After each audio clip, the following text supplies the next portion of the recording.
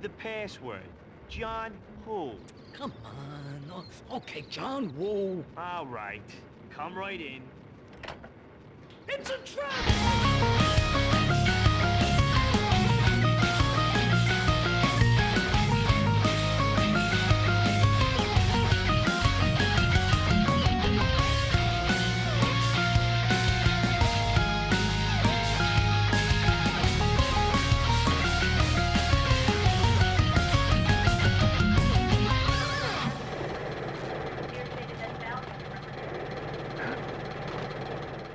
Welcome back, everyone, to this week's episode of our video game book club. We're going to tackle Max Payne, the video game, not the movie. The movie will come next week, as Preston's going to enlighten us on what I can only assume is the cinematic masterpiece starring Mark Wahlberg. So, yeah, Preston, it's your video game, man. So take it away. Lead us through it. Yes.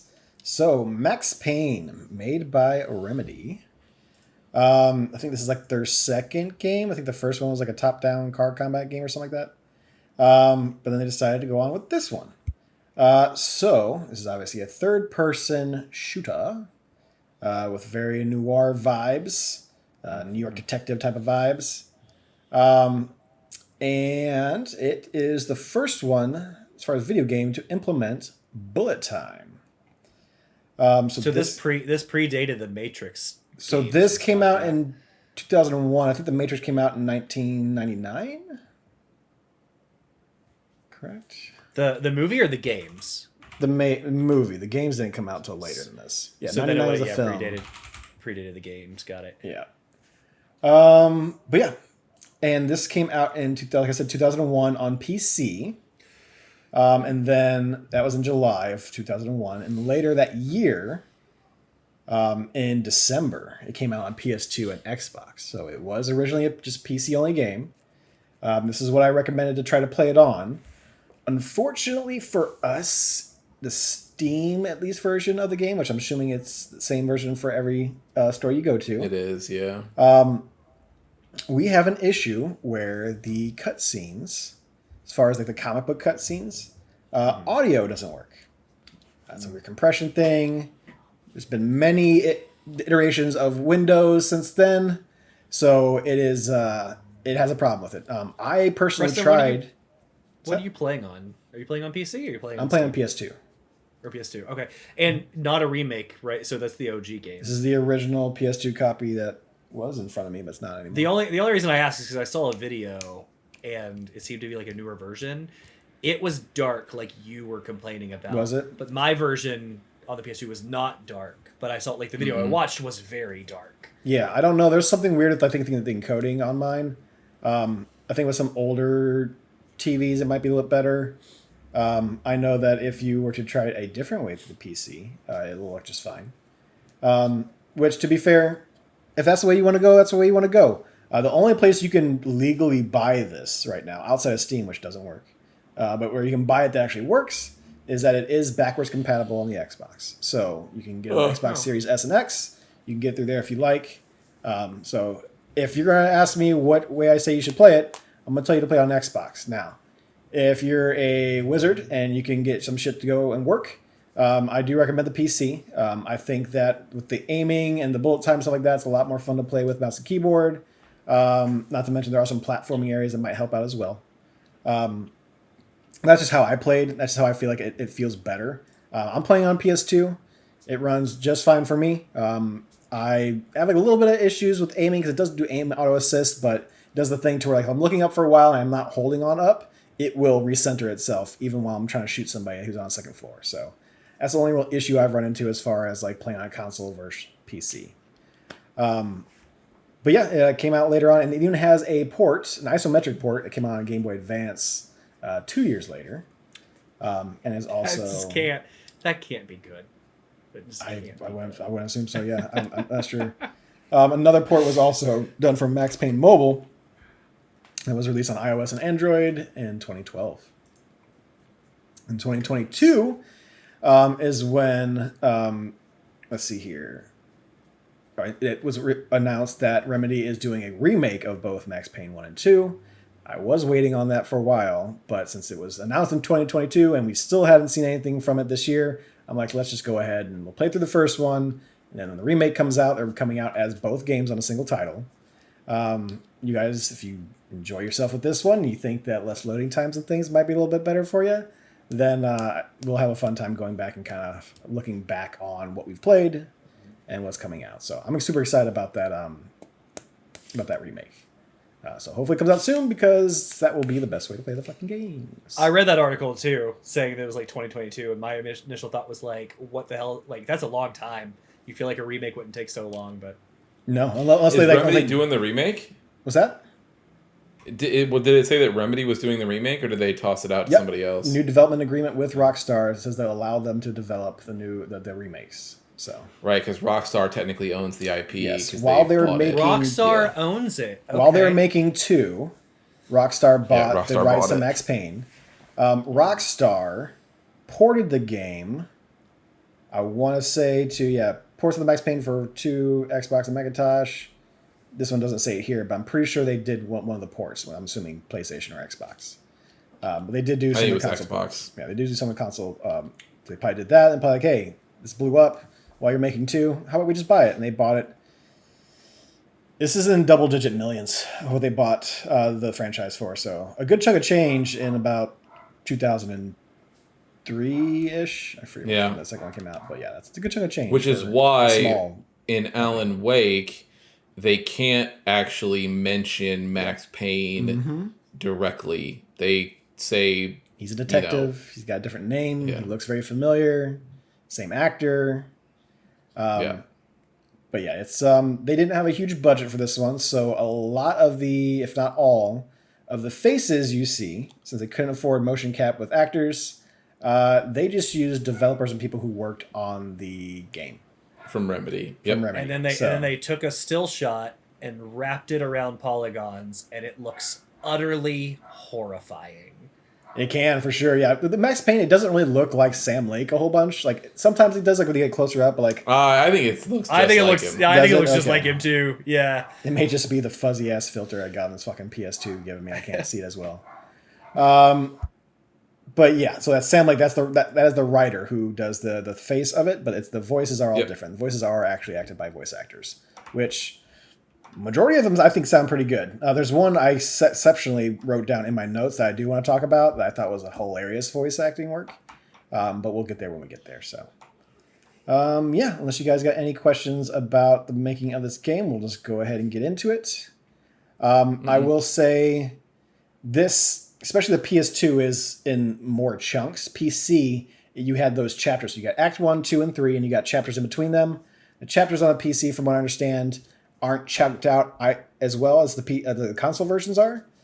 So every time we're going into those different sections of the chapters, we got a loading screen. And from what I understand, the PC does not have that. Yes, you do. But yeah, we are playing for the part 1 up until Put Out My Flames with Gasoline. This is the second part of that chapter where we go to Casa d'Angelo. Yeah, let's go ahead and get into it. All right.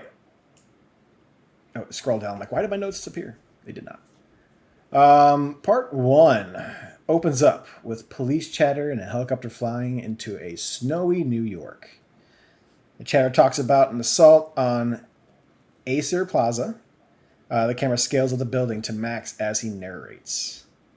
He says they're all dead. The final gunshot was an exclamation mark to everything that had led to this point. I released my finger from the trigger, and then it was over.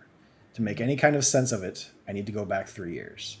Now, just so everybody knows, so you're not worried about it, I will not be quoting every single thing that Max Payne says. I think the writing in this game is exceptional, but there's a lot of it. Essentially, you get a nice little small cutscene with these graphic novel panels, which I think were done incredibly well. It looks like they got like live action, like pictures of the people, like maybe with even some background on there. But it has this nice painterly look to it. And since it's New York in the snow, they're able to do this cool, like, little effect of just, like, everything is splattered with, like, little white specks everywhere. So it gives it a really cool look to it. It's like very, very noir, like detective noir, which I love. If you went through all the pros in this, we would be here till 10 p.m. Oh, for sure. Yeah, it is. There's a lot of great things. So, and I No, he meant pro. Sorry, not prose as in like the Oh pros yes, and as in cons. speaking. Yes, yes, yes. Prose and words, yeah. It just Thank you. there were some things.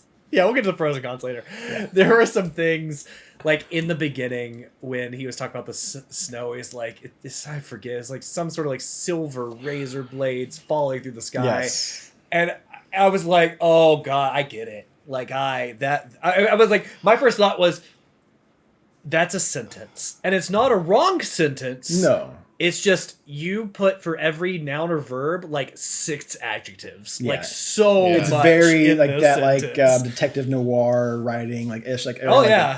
the Dick Tracy kind Yeah. of shit. Yeah, it's 1000%. I think the hardest part for me is, so it is, and it's definitely, you can tell like it is. That is exactly what they're going for, Mm-hmm. and they're and I do agree. I think the comic book panels are great. I honestly Mm-hmm. would rather that just be the only cutscenes, because when they try to do the in-game ones, the problem is to what you said earlier about them being still photos taken from the developers. It's hard to take Max seriously when he's talking just about a the fact smirk. that he just killed a bunch of cops. And it was this whole thing, and then it's Sam Lake face being like, dude, smirk. they're like it is so hard to be like, what are we doing? There's Like, one, I agree, and there's one where you see him straight on, where one eyebrow is up, and his that's the only. grin That's it. That's Yeah. just stretches that's, to his ears, and it's the same thing. And it's not, but it's not just on the character model. He does that face a couple of times in those panels. It's not and that every he does that face. It's the only face. That's also Sam Lake's face. Like if you see him in interviews and stuff like that, he is a very like expressive, like he is, but characterizes his that face. photo But that it- they took of him that they put in that is like the. Like, no, that's but his face. Alex Like, is that's talking about the photo comic he- book panels. Like there are variations of his face. There are because other they took faces in different that. pictures. Yeah. Oh, in the But- comic book panels, yes, Yes. because that's him. But I'm saying, Right. in the actual game, like when they do in-game cutscenes and he's looking around like But no, I know it's impressive. He does have an expressive face in the comic panels, but the same thing, like there's some that are just so ridiculous and It's very over the dumb. top, yes. And they do it for the girl too. Like the girl character we'll meet later. They don't really do it for the goons, but for the girl you meet later, she also has a couple of faces like that. And I'm just like, guys, what is this tone you're striking with? The their tone faces? is their first game that uses like realistic people's faces, and the fact that they could not afford actors, so they just use themselves. That is what was. But I think but what I would like, and I don't have a problem with that. I think that what would have been better though is if when they went to go take Sam's face, he didn't go. Instead, he just comic went. book panels. Yeah, and stick just with the look. comic book panels 100%. Those look great. Yes, And or you just stuff- that. If he would have stuck with the comic book panels, yeah, for Not to sure. mention, now these little sections of these chapters are like anywhere between like, let's say 10 to 15 minutes, sometimes 20 minutes long, depending on how well you do with them. If you These die, took you 15 to 20 minutes to do. some of them. Some of these but, took like 4.5 minutes before yeah, between those cutscenes. it ranges. They're short. Put it that way. Either way. But if you die at the end of one of them, it takes you back to the beginning of that part of the chapter, Oh yeah. because there's no save states in the PlayStation version. There is in the PC version. You can just quick save whenever you want. But in the PS2 version, it will jump you back to the last cutscene you had. Now, if there is an in-game cutscene, you can skip the comic book cutscene. You cannot skip the in-game cutscene. There is a jumping on top of the subway cutscene that's a little longer than most, which I had to watch multiple times. But we'll I get think there. I watched 4 or 5 times. Yeah, it was rough. I'm like, God, I have to fucking watch this, and it's not doing a whole lot. They're not talking a lot, but either way, we'll get there. I got But also like, not only do you have to watch it, again we'll get there. I know we're getting ahead. Not only do you have to watch it, Preston, you have to run across the 3 roofs to get. It's not just watch it. Like you have to do the whole section. If your controller is not brand new and doesn't exactly have the best left thumbstick, sometimes those precise things are not as easy as it would be with a newer controller. Let's just say that. We'll get there. All right, continuing on the story. So like we said, he needs to go back 3 years to kind of make sense of it. We flash back 3 years as Max explains where it all started. He was a detective working on a drug case. He comes home, and we take Max throughout the house looking for his wife. Marking on the wall with a syringe and the letter V. A mysteries call comes in, and there's screaming upstairs. The call was like a lady. He's like just. I thought it was strange that he was just like, you need to call 911. There's someone in my house. I'm like, you don't even know who this is on the phone, but okay. And the lady essentially says that, okay, good. No, I can't help you, and hangs up. Excuse me. The wife and the baby are screaming, and so is another guy as you go up the stairs. There's some gunshots. We take out 2 guys as we try to open the door and notice the bloody crib with the kid covered up. Max starts freaking out. You start to take out another thug and find your wife, Michelle, dead on the bed. Find out that these thugs were a bunch of junkies sent by the people who are behind the drug Valkyr, or V. After the funeral, he transfers to the DEA to work on the V case. 3 years later, they get a break on the case. Got a tip that Jack Lupino, a mob boss in the Punchinello family, was trafficking V. Max goes to infiltrate the worst of the mafia family in New York. Only 2 people know he was undercover, Alex and BB. BB calls Max and tells him to meet Alex at the train station. So we go down there to find Alex, only to find a dead station officer in the first room we walk into. Armed thugs have taken over the station, so we're fighting our way through, kind of getting, I don't know if you guys played the tutorial all, but if you're not, this is kind of where you're learning how to do, bullet time. I do like how the you have the slowdown of bullet time if you want, or it has a nice little quick button, which automatically has you jump and start bullet time up, which I found that kind of helps control how much bullet time you're using at all times, which is nice. Mm-hmm. But as you're going through the train station, we go to find Alex, only find the station. Yep. Armed thugs. Yep. We fight our way through and drive a maintenance cart through a barrier in the subway station, and find out that the thugs are under the mob's orders to rob a bank. So as we go into there, we see that someone has carved out the side of one of these station hallways, and it goes into a bank with a bunch of vaults. We go in there, take out a whole bunch of guys down there as well, kind of find out a little bit what's going on there. And as we take them all out, we use their own escape route, because there was a door we passed by with a whole bunch of explosives. And then we find a detonator in the safe area as we're taking out those thugs, and go back and blow off the door in slow motion, of course. We find Alex and talk about what's going on here. That's where we kind of find out a little bit more about the bank heist, or the bank robbery. Before he says why he brought us here, he gets shot and dies. We fight our way back out of the station. It seems that Jack Lupino was hoping to take out Alex and put the fall on us. Max heads to Jack Lupino's hotel and finds the Finito brothers. I think this is where we get our first full New York thug voicing in here, and they ham it up, and I think it's very, very good.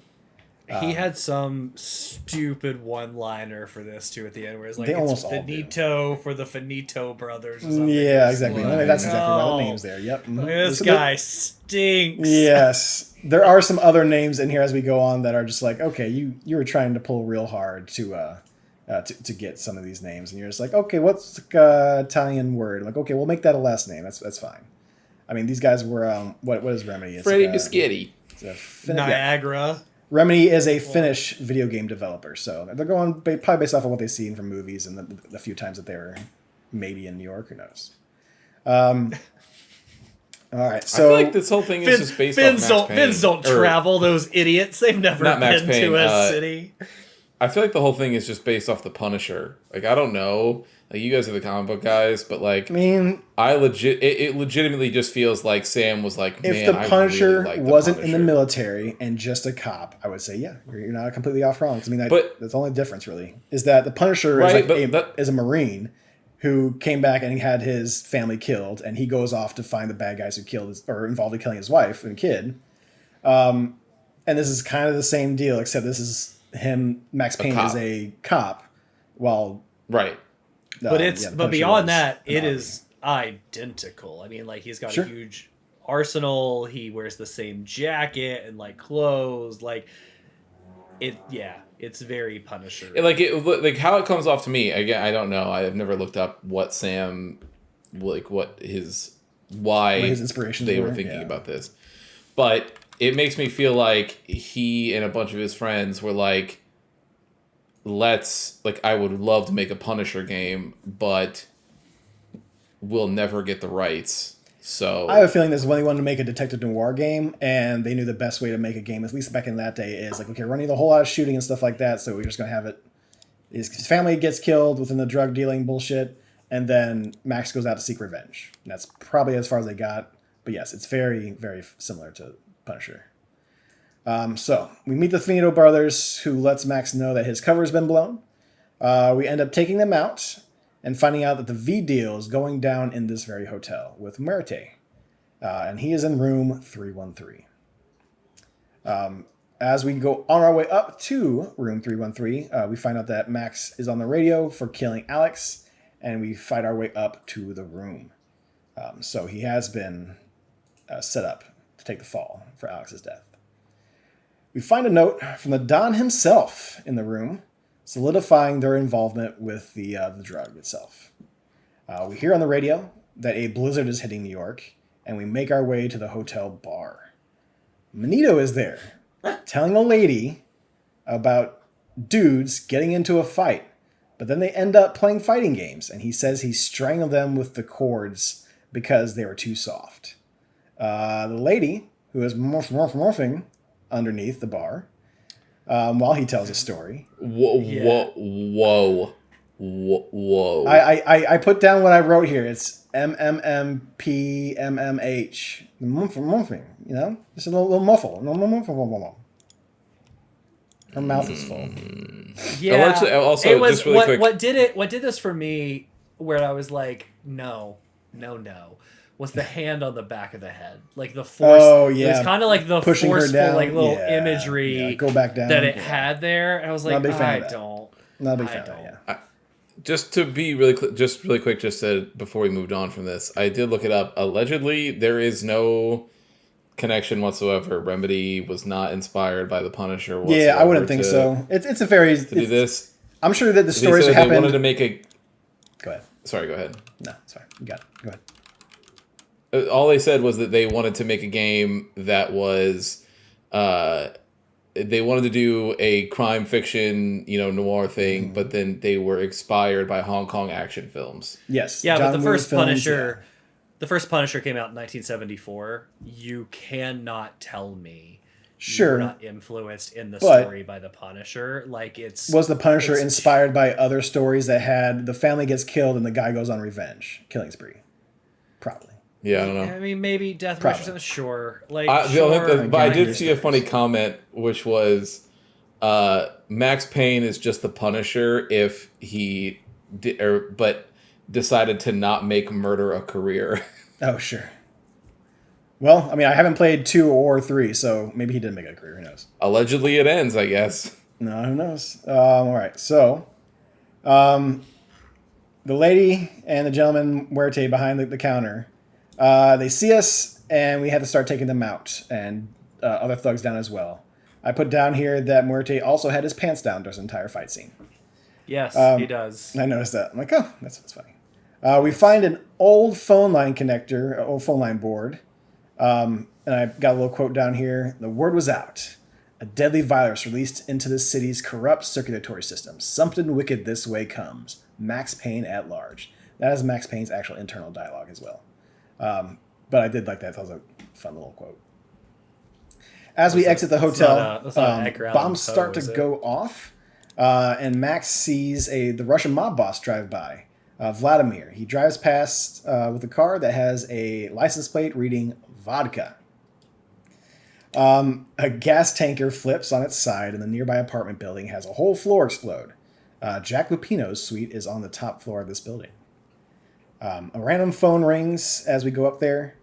It's Alfred Wooden, he says. He warns us that the police know we are here, and he will contact us again. Hangs up the phone. Cops are outside on the big bullhorn and call us out. And, of course, we ignore them and continue on up to Lupino's room. As we go up there, we find Gagniti was going after the Russians, which is why they're blowing up all their shit. So to get to Lupino's, we go across rooftops. And to get there, we need to get to an elevator that is locked behind a door with a sliding window requiring a passcode. So we go back to the other building, which is the only other open door, to find someone else at the top of this building. I guess it's a junkie or a thug who can get us in. We walk him down to that door. He has a fun little interaction with the door and says that the password is, Alex, John Woo, as this game takes a lot of inspiration from those John Woo movies. We find Gognitti, shoot him, and take out his thugs. This here I have down here as like the funniest voice acting line. Because I don't know if you guys remember this guy. He's like, oh, you shot me. And I'll put the voice acting down here while we talk about this. But it was... Dude. It got me to giggle. Like, they're kind of doing all a variation of the New York thug kind of voice. But this one is like, ooh, you got me, shot me. I just thought it was... Yeah! Oh my God! Dude, some of these team voices are like... They're good. Just the most hammed up things I've ever heard. I love it. All right, so after we shoot Gognitti, he escapes as we're taking out his thugs. And as Max says, we make like Chow Yun Fat and kill everyone except for Gognitti. We chase him across the rooftops and find a note that says that Lupino is going crazy with some voodoo stuff. Gognitti jumps on a train top, and we do the same, following him when he gets off to do some more rooftop chasing. Here's where I had the issue. So, they're on the second rooftop, walking and running a chase what we do. There is like a little, not like a hut, but it's like a little piece of a building that pops up. You can see a little bit into the room. You can see a guy down there, but you have to go across these like boards that are just kind of like right there. You walk into the other window. This is where I found out that my controller is not the most precise thing in the world. So I'm pushing forward a little bit, and I let go of the stick, which it comes back, but it comes back and hits the right just a little bit, which of course I fall. I do this about 2 or 3 times, but every time I do it, it takes me back to the cutscene.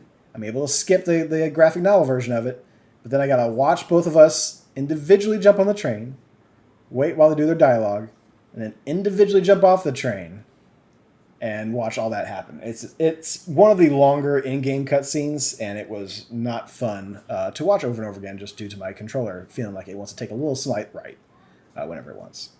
So that was fun. All right, so we follow and get off to do some more rooftop chasing here at an issue. Yep, we catch up with him, and he tells us Lupino is at Ragnarok, the nightclub. So we go to Ragnarok, and it's a private nightclub owned by Lupino, filled with a bunch of thugs and violent junkies. We start to find books of the occult, blood symbols on the walls, and pentagrams.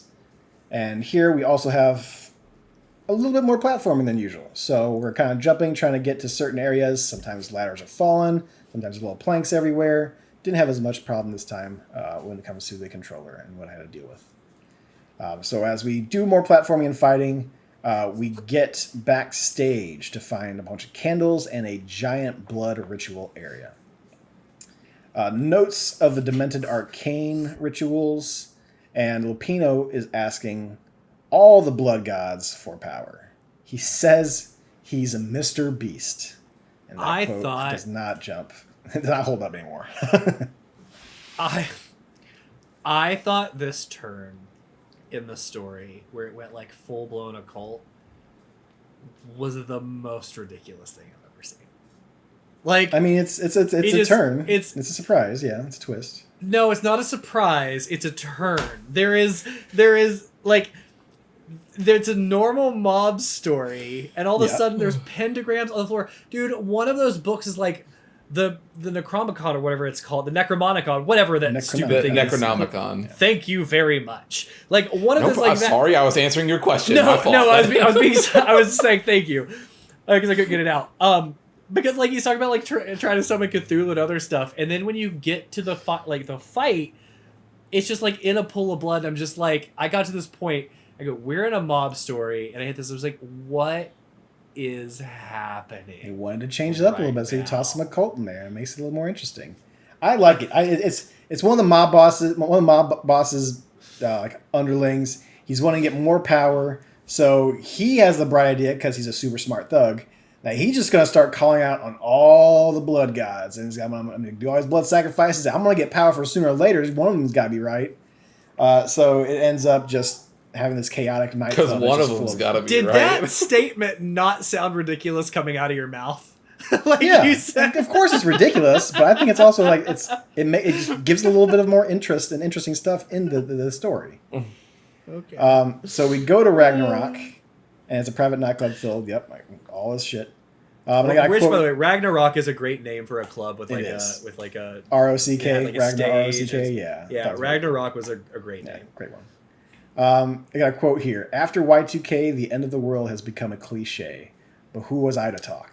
A brooding underdog avenger alone against an empire of evil, out to right a grave injustice. Everything was subjective. There were only personal apocalypses. Nothing is cliche when it's happening to you. That's a quote I wanted to pull. I thought that was really cool. We hear him doing the ritual and find a giant bowl of blood, and his goons start coming after us. The curtain opens up, and Lupino seems to be going mental in a flannel shirt and face tattoo. I have tasted the flesh of the fallen angels. I've tasted the devil's green blood. It runs in my veins. I have seen beyond the world of skin. The architecture of blood and bone marrow. Death is coming. She is coming, and hell follows with her. This is the twilight winter. I'm ready to be her son. Her time is now. All stands in her way must die. And he goes on going, die, pew, pew, pew. Your use of a goofy Southern pastor voice just now proves how ridiculous that whole thing is. It makes it so much more fun and interesting. You can't even read it with the seriousness they deliver it, because it's insanity. Well, he does have a little bit more of than just a like New York goon accent. He definitely has something, a little bit of twang popping in there for sure, 100%. Yeah. So I thought this was funny because like when you're hearing about Lupino this entire way through, you're trying to put like a mental image of like, okay, Italian mobster kind of guy. And then you see this guy, and it is definitely just a developer who put a fake face tattoo on and a flannel shirt, and is just trying to look goofy and crazy. And I thought that like this is what I consider top tier content. I live for it. I love it. Continuing on, we take out more goons and him. As we are shooting him, a pretty femme fatale shows up named Mona Sachs, holds a gun at us. She was after Lupino as well. We have a drink in the back and make a joke about not drugging us. She does. Wait, you skipped. You didn't pull the quote of he's like, I know you or whoever, you're so-and-so's girl. And she's like, no, I'm her evil assassin twin, Mona Sachs. Mm-hmm. Yeah, I got a little confused by that because he says it's like, what is his name? I forget his name now. Punchinello. It says it's Punchinello's wife. She's like, no, I'm an evil twin. I'm like, so are you fucking with me and you are her? Or are you just someone who looks like her, I guess, to Max? I still don't know. All I know is that something happens to her later on in here. And then I guess we'll find out when we get to part 2. So yeah, she drugs us and we kind of pass out, go into some spins. We go into a nightmare. So back to the murder scene at the Payne's home, but it's a bad, trippy version. When getting to the kids' room, we get there and we finally see some toys kind of floating around a little bit. But then we follow a blood trail maze. So this I remember very vividly because I was trying to have my teacher not see me play this part of the game while I was going through it. There's a lot of this game that I'm probably trying not to have my teacher see in high school. But this one was the kind of thing that I would safely say probably all of it. Yeah, probably most of it. Yeah, we're not supposed to be playing games in school anyway, so yeah, you're right. But yeah, this is the one kind of like I've played shooters before, and yes, it's had bullet time, so that kind of made it a little bit different. But like the whole going into the nightmare realm and like following this with like the screaming in the background, like I thought this kind of made it stand out from other third-person shooters, giving that more trippy, more of that occult feel to it. So this is the blood trail maze. This one I had an exceptionally hard time. Now we mentioned my controller issue. So there's that to kind of put into account. Also, and I know you mentioned this a little bit at the beginning, Alex, but I don't think I mentioned this at all so far in the book club. So I'm putting my PS2 plugging it into HDMI converter so it can go into my Elgato, so I can capture the stream. The Elgato. The Elgato. So the stream doesn't look as bad because I can adjust that a little bit. For some reason, the content coming to my television is dark as fuck. There are sometimes I'm having a hard time seeing like any walls that aren't like purposefully lit. Like they are black to like light gray. Like I'm having a real hard time seeing some things. I can barely see the blood trail coming out of this room. And as you guys have played, you cannot deviate from this thin red line. So at first, I don't even see the red line that well. I kind of see it as I'm walking through. So I'm just like running straight forward. And it's like, why do I keep going back to the beginning of this room? I'm like, okay, well, I kind of see the trail there. I'm trying to follow it, but I keep on falling off. I'm like, what the fuck is going on? So I look at a playthrough, I walk through, I'm like, oh, this is so much better lit, like in like other versions of this game, or at least not like how I'm playing it with my TV setup. Trying to turn up the brightness of it, it's just making everything look gray instead of black, so it doesn't help as much. It does help a little bit. I'm having to stand up from where I'm sitting, get closer to the television, and like I'm flicking the controller, just like a little bit. Looking at the walkthrough, I'm like, okay, where do I turn? There, cool. Jump here, cool. And that part took me forever. You'll see some of the clips I'll put up there. I won't put a lot because they're not looking at much. You're looking at the top of Max Payne's head and this slight red line going up, but that was a fuckery level for me. I got pretty upset by that. I'm like, am I going to start replaying this game on like emulation or on Xbox? Like, what am I have to do? Because I don't know if I can handle this. But luckily, I got through it. Yeah, I luckily did not have that problem. I'm playing on the PS2 for you guys. Mm-hmm. I fell one time in that one. Sure, you messed up whatever. Yeah, but okay, so not nearly as bad. Okay, good. Mm-hmm. So you go through the blood mail trays and arrive in the room. Same scene, but the toys are starting to move. We start to wake up a bit, and we see that we're in a chair. Go back to the nightmare. We hear the wife starting to apologize to us. Max starts shooting. We don't see what he's shooting at, and then right after that, someone says that we killed her. Wake up from that nightmare. To Frankie the Bat Niagara. Now, I don't know if you guys recognize this, but we were in this area earlier in the game. There was somebody on the floor beaten down that was in a chair, and we are now in this exact same spot. Mm-hmm. Also, the line here, he was like, Niagara, because you cry a lot. It's not great. Also, we're dead. We're dead in that cutscene, by the way. It's implied that he full power swing. No, just her face. The front of the head, the back of the head, and the side of the head with a baseball bat. Like we're dead, by the way. But yeah, we take out. We break out. Sorry, he beats us with a bat and leaves. Leaves us for dead, I guess. We break out with the chair, and then we take just the bat because, of course, they took all our weapons. So you take out a few goons with the bat to get some more guns, and then you start blasting your way out back to the hotel. We found out that they caught Mona, and as she was trying to kill the Don. Before we go up into this bar, I don't know if you guys noticed, but the mobster boss, the mobster guy, before he starts taking up about Mona, he says like 3 or 4 times, "Forget about it. Forget about it. Forget about it. Forget about it." I'm like, holy shit, just have him say it once. That's all you need. He doesn't need to say it multiple times before he gets to the rest of it. We take out some more goons. We find Frankie at the bar. We take him out and leave in a car. Vladimir ends up cutting us off and tells us he has an offer we cannot refuse. Vladimir is acting very chummy about it, like, oh, bang, bang, Max Payne, you dead. And then does his little quote and says he always wanted to say that. So he's being chummy, and then he does give us an offer that Max Payne does not want to refuse. All right, so the mob took his weapons shipment. His guy Boris turned on him and is trying to get it to the Don now. If we help him, he will help us take out Punchinello. So we head out to the docks. We fight through the shipyard. You end up finding like a one-hit contract. Where you find the sniper rifle, you just find a note that just says mayor. So obviously hit contract for the mayor.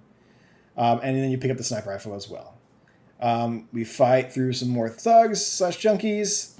And then end up going in a ride on a cargo lift maze for a little bit.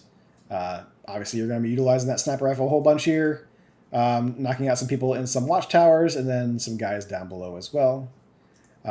We find the cargo boat and take down Boris. We literally get in there, go to the back of it, and then shoot the hell out of Boris.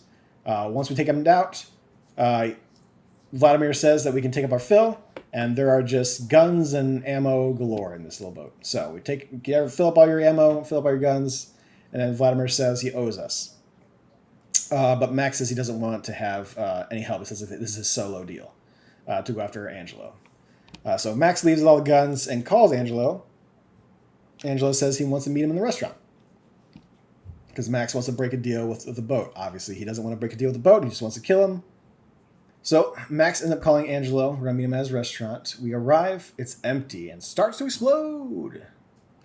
So right here, we're avoiding the fires and explosion as we escape. And this is where we'll stop. I'll have to say that this part also had sections in it where I had a real hard time seeing a certain door in a certain room.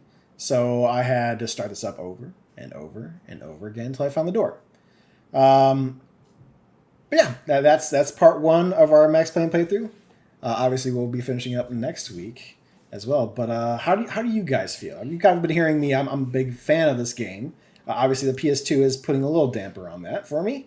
But other than that, this is kind of how I remember it. This feels really good to me, outside of like the small chunks that it keeps on giving us in between load screens. I'll let Christian go first. Okay. I do think the comic book style is really cool. Like I said in the beginning, I wish they would just do that the whole time. There's a lot of games that try to do that, and I just don't think it works out as well. But I think this fits really well. No, I wish they would have done it this whole time. I don't like the in-game stuff that they do. I don't think works out too well. The bullet time and all that stuff feels cool and is good. I think. And it's obviously the first time that it's ever been used. I think my only nitpick against it is that it feels like, so far in the parts that we played, it feels like you have to use it for every, battle, they really basically. Want you to. Yeah. Or else you'll die. And so it kind of, I think, loses the coolness a little bit over time, because it feels like every time you have an encounter. But it's not even just every time, but it's like, I'm walking down a hallway. If I can't see immediately to the left or the right into the room, I feel like, to make sure that I don't, because there was a couple times I had where I was just coming around a corner, not paying attention, and then some dude's right there, and I get smoked, and I'm like, okay. And so it made it so that I sort of had to be playing where I'm like, oof, I'm just every doorway, every corner, every ramp. Busting through in slow motion. Yeah, and so I'm coming through, and it's for the first level, I was like, oh, okay, right on. And so, it was kind of, I'm coming around the corner, and it was just doing it right there. I'm like, right on. But then, the 500th time I had to press it, I was like, okay, guys, this is a little much. But obviously, it's the whole reason that this game is a thing, right? That's what it's the first time this mechanic was ever used, and it's the first time they ever brought it. So they were going for it. I think that so far in the story, I would have rather them, instead of doing the sort of narrative turns that they do, I would have rather seen them stick more with the gritty sort of noir style thing. And then when they wanted to do so, similar to because I did see that turn. I should say I didn't see it coming. I understood the turn happening because I was like, well, right, it's a Remedy game. Control does it. Alan Wake does it, right? But it's always in those two games in specific. I don't know that Quantum Break does it. I don't remember. But I think I'm the only one who played that game.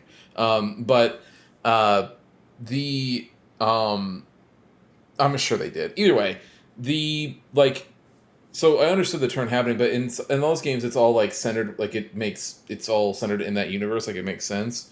Whereas I think in this, I would have rather, if they wanted to do psycho wacky stuff, I think it would have been better if randomly in levels through no fault of his own, Max is exposed to the drug, like to V, and then that makes him see these crazy things or like, you know, does this stuff, as opposed to just like one of the gang members just being like, I'm into voodoo all of a sudden, like that's what's happening, more blood for the blood god, like that whole thing was just like, okay, I guess, right on. And just, but like, it then does it, for me, like, there's just like a dissonance there between like the two things. But in general, I think this game is interesting for me to go back to as I've never played them. So I hopped on the Remedy train at Alan Wake 1. Yeah. So that was my first time with Remedy. I had never played anything else. And it's very interesting to see what clearly are the beginnings of Remedy's things, right? Mm-hmm. Like, it's just like, you can tell it's obviously in their like infant states, but like you definitely see the beginnings of Remedy's like just overall game design decisions and how they do things and different. You can see the very, very, very beginning stages of that. So I think that part's cool too. Yeah. So opposite of Christian, I don't like this game. That's fair. You can have an opinion. So I have you ever made a game before, Alex? Actually, yeah, have you made a game before, Alex? I have not. Closest I've come is barely built a website on toothpicks and duct tape that somebody else gave me the tools to do. So maybe you should stick to criticizing websites. Yeah, should be so I agree. I agree. I agree. Because I am clearly the minority if you look on Steam and like the comments people put. I found one person that agreed with me in Steam, and boy, the level of vitriol that person got in the follow-up comments on Steam was insane. So I understand I'm in the minority. With that being said, I barely like any part of this game. That's a bummer. It is a bummer because I never played it either back in the day. So there are some things that I find interesting. Like, Christian, to your point, actually, what you just said, you can see some of the Remedy stuff of today. Like in the Alan Wake 2, you have like Ragnarok and the influence of like the band and like the way that played a part in the Alan Wake game and stuff. And like the Valhalla and the Norse mythology. Like, that's all fine. The faces are creepy, but again, like, what are you gonna do? Yeah, sorry, really quick. I do want to say, I know I brought it, but like the one, Chris, there is such a disconnect, and I think I kind of mentioned it when I said that I only really wish they would have just done those comic book panels, but I agree. The whenever they do the in-game cutscene stuff with that face model stuff, it is impossible to take anything seriously when you see Sam Lake going. Well, you've seen people talk about PS2 Hagrid. Like, it's just, that is something of that generation to where those faces just look bad. But so I agree with that. The difference that I would say with PS2 Hagrid is at least he's just doing this. He's just looking. Like, and so he's not doing his mouth doesn't move and nothing happens, and so it's a plain face, and so I can then in my head go, this is a technical limitation. And so I am hearing Hagrid's voice lines, but his mouth doesn't move, and that's okay because this is a game from 2001. But it is harder for me when Sam's talking about like his dead or Max. I keep saying Sam. When Max is talking about his dead child, and he's like, yeah, and it's like you're like, what are we doing? Maybe do version 2 of the face where you don't do an expression. Yes, like maybe not smile. Then we can toss that other one. Like, I don't need your best Dwayne The Rock Johnson impression during this. Like, you can just. But anyway, sorry. When you brought that up, Alex, I forgot that I didn't get to say it. But so yeah, and like, okay, so we'll go back here a bit. So like, I do see some of the Remedy stuff there, which is interesting. With that being said, Christian and I were talking about this, and he mentioned the whole like Rockstar bought them, Rockstar published this.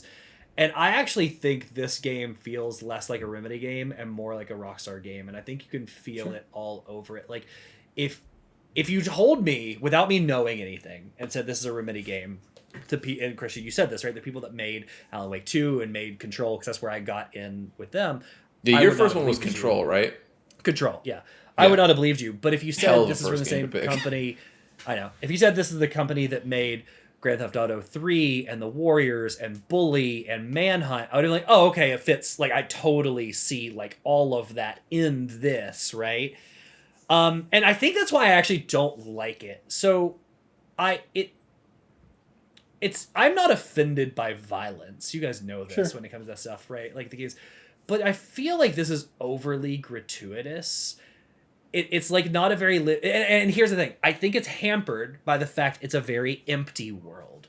So like the subway doesn't feel lived in, the hotels don't feel lived in, the streets you walk on don't feel populated. But the thing is that since there's a blizzard in New York, a lot of people are staying inside in their own places, so you're going to these hotels and stuff like that where people aren't visiting because everyone's at home. But it's also New York. I guess nobody travels ever and gets caught. I know. In a that's their in in-world what I mean? reason Like, as to why there's not people running around New York City while you're outside. Sure. So it feels very empty. And when it feels empty, it draws attention to the fact there are 3 collectibles in this game. Guns, bullets, and drugs. Right? And like, you just run around and it shoot everybody. You actually do find a couple of non-bad NPCs. There's a few people around a fire in a bathroom or something. Like there's like 4 random. Most of them are junkies. And you but that's the thing. They're like bad guys, right? You can shoot them. You know, you don't have to. You can though. You can shoot them, and they let out this long. It just and it felt like the Punisher. But again, like, I go back to his reasoning. It's like, hey, somebody killed my daughter and my wife, and I get it. And you're not supposed to do this in video games. I understand. You're not supposed to do this in media in general. I understand this, right? But you go, that sucks, man. And, like, you were a cop, and I would love to see you go the right way. But instead, your ending... By this point, I've killed 400 people. Oh, yeah. No, 400 people that had... We're a one-man army. That had families and lives. So, like, what makes me better than anybody else? And from what I can see... Nothing makes me better than anybody else, which then goes, I'm also just the bad guy. And so I think that's my problem with it, right? And like, and I made this comment to Christian too. They try and reconcile this. They acknowledge, like, you are the bad guy. And the way they do this is subtly by going, but it's okay because you're killing worse guys. And what's worse than you, who's like a person of vengeance, like, on drugs set on killing, somebody trying to summon Cthulhu.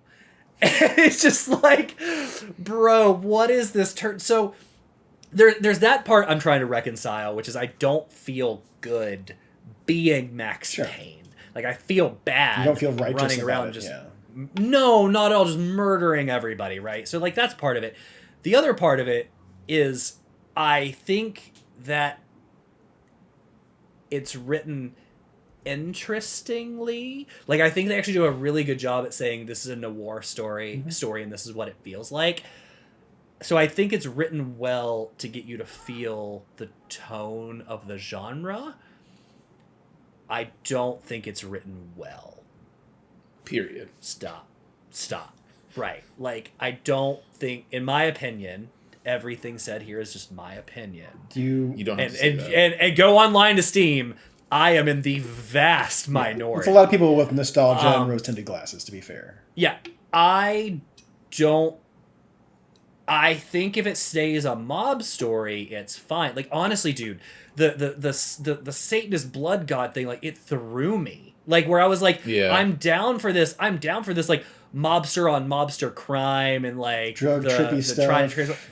That's all fine, but then you got to the other part, and like that threw me. And then with the girl saying, like, I'm her evil twin, I too don't know if that's real or not. I think it was genuine, and then I'm just like, what is that even? What are we doing? I'm hoping that I don't remember like the ending of the game or anything like that. So like, I'm curious to see what goes on, because like, I know when I start out the movie a little bit, they're showing like the people who are on drugs are seeing like these demon angel things are coming after them and shit, and that hasn't been in the game at all. So I don't know if it goes to the supernatural. Or if it's just, that one mob person just was fucking dumb and wanted to fucking try to get power from accepting blood god rituals. And it's like, okay, he's doing his own thing. That was kind of a one-off. We're still doing drug deals. And that's what I mean, though, is I think it would have been cooler if, Like, it would have made more sense. I don't know that it would have been cooler, but like, I guess it would have made more sense if, like, you know, you walk into that room and then like you see like, you know, everybody's freaking out or tweaking, blah, blah, blah. And then like some dude jumps up behind Max and fucking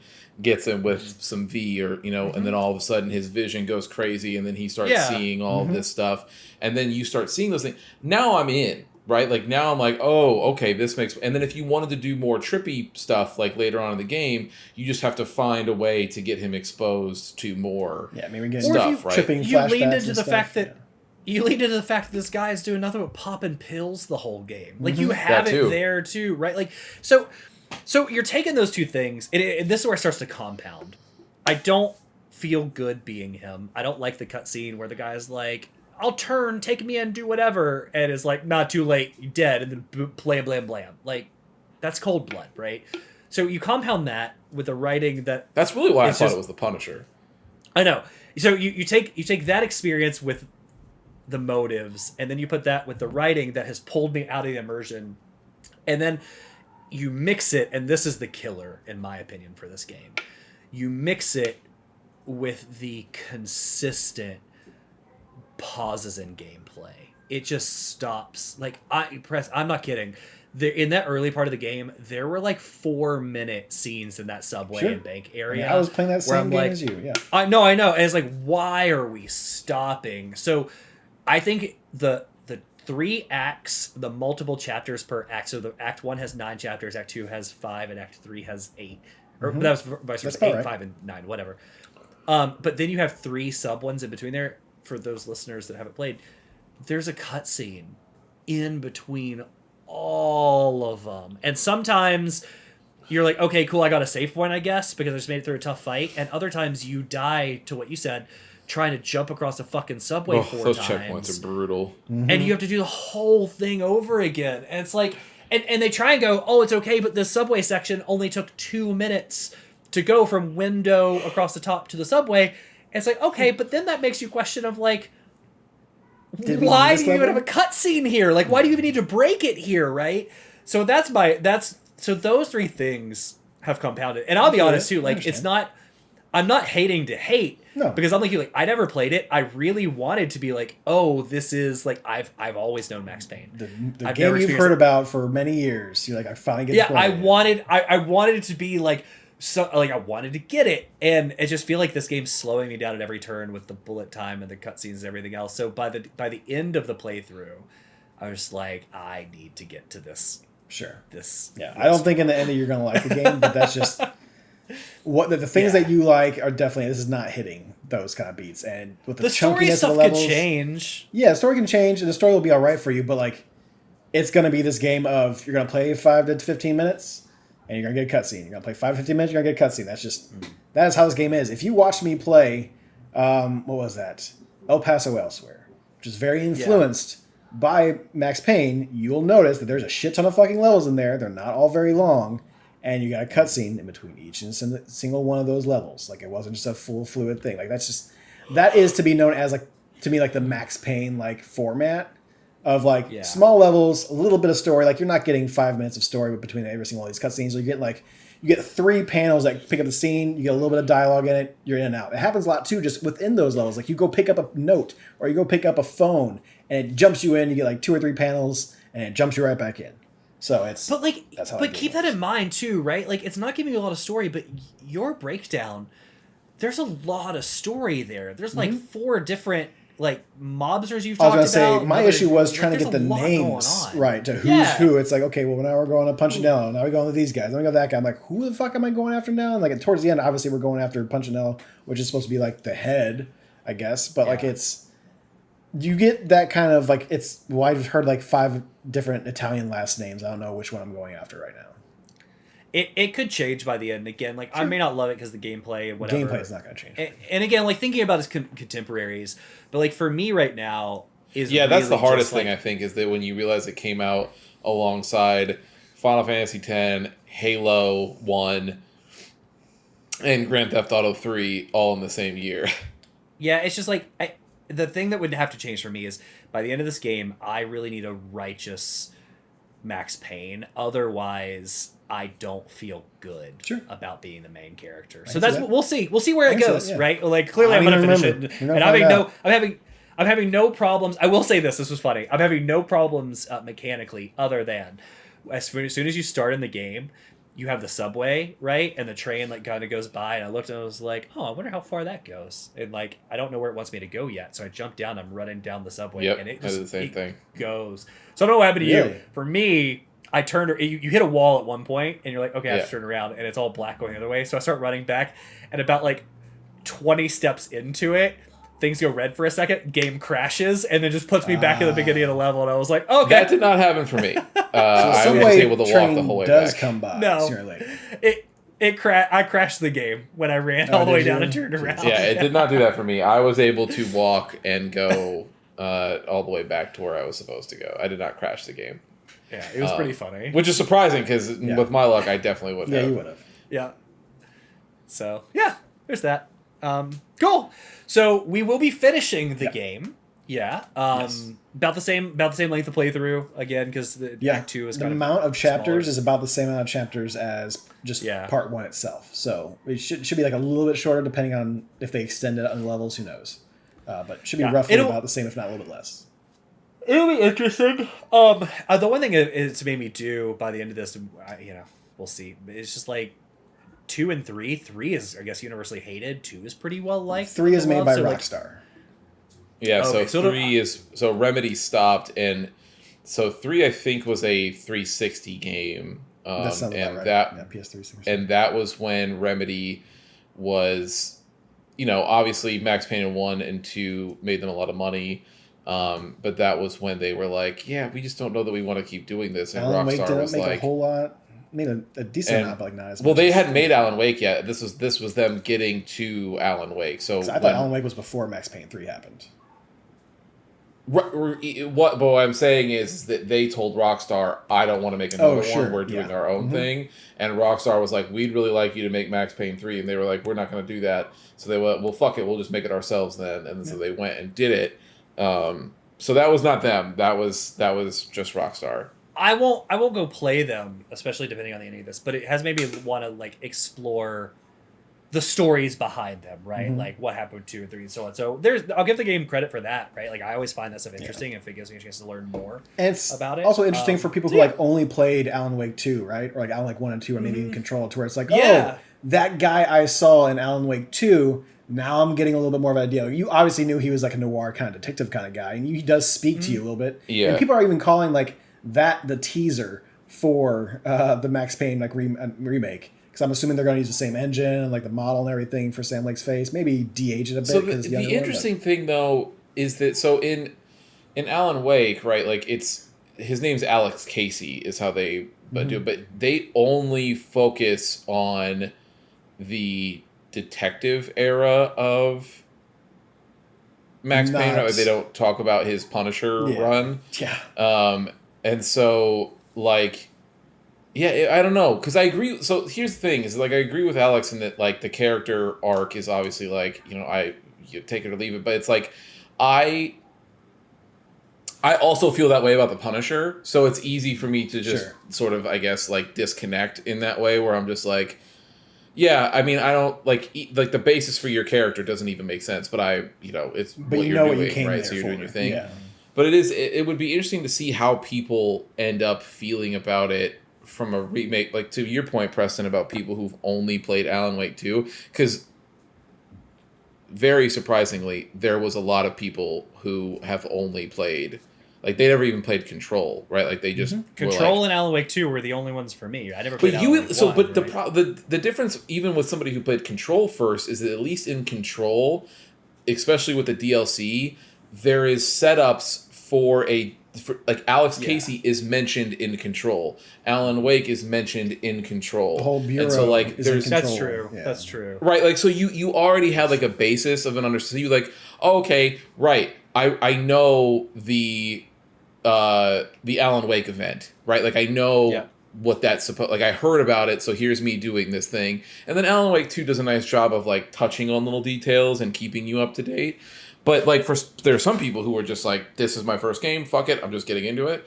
And to your point, Preston, I think it would be interesting to see how they feel if the remake ever gets done, because Alex Casey is not / Max Payne is not portrayed the way that he is. You know what I mean? Like it's always it's not the his same exact detective character. stuff. It's the face. But I don't even think they probably didn't even get the voice actor for Max Payne to do it. It was probably just Sam Lake's. Oh, did they? Okay. Nope, that is Alex. Yep, they use Alex. They still do Sam Lake's face. They use the voice actor from the original Max Payne to come through and do it. It's just his name is Alex Casey. But he is like, when you see him in Alan Wake 2, like he's doing his detective work. Mm-hmm. Like it's still like in that particular. I think his family is still alive in that. In those flashbacks, I guess, because that's clearly the turning point for his character. Mm-hmm. So, or maybe it's in that 3-year stint where he's just the DEA, right? Like before he goes undercover. Yeah. I don't know, but he's definitely not the Punisher in those Fair flashbacks. Okay. Yeah, so cool. Well, let's see what happens next week when we come back to talk about the final part of Max Payne. And then we know what's coming with Christian. We do. So the real shock with Christian will be his next pick after. We know it's coming after that too. Yeah, we know 3 games from now will be more of a surprise. 3. Unless he gets a wild hair and wants us to do 5. I do not. Right. You don't. So thanks for hanging out, everybody. Don't forget to check out Preston on his Star Wars Sundays. And then, of course, we'll be back at you with 2 new episodes next week. And with that, Preston, you know what to do. Did it? The password. John Who. Thank you for listening to another episode of The Testing Room. To catch up on past episodes or to check out the newest ones when they drop, follow us on Apple Podcasts, Spotify, or wherever you get your favorite podcast. If watching is more your thing, check us out on YouTube, youtube.com/@thetestingroom, or watch us live on twitch.tv/testingroomlive. To leave comments or ask questions, you can follow us on Instagram @testingroompod, leave a comment on YouTube, or send them in to testingroompod@gmail.com. See you next time.